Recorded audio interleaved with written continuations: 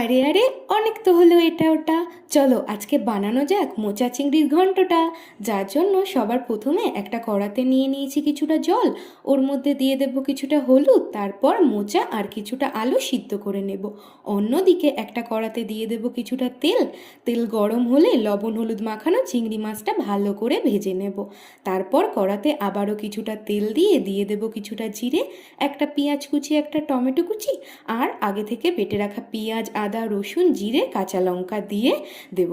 এবারে দিয়ে দেব পরিমাণ মতো হলুদ, লবণ, কাশ্মীরি লাল লঙ্কার গুঁড়ো। এবারে মশলাটাকে ভালো করে ভেজে নেব তেল ছাড়া পর্যন্ত। তারপর দিয়ে দেব আগে থেকে সিদ্ধ করে রাখা মোচা আর আলুটা।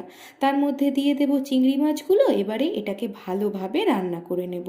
তারপর নামানোর আগে দিয়ে দেব অল্প গরম মশলা। তো রেডি হয়ে গেল আমাদের মোচা চিংড়ি।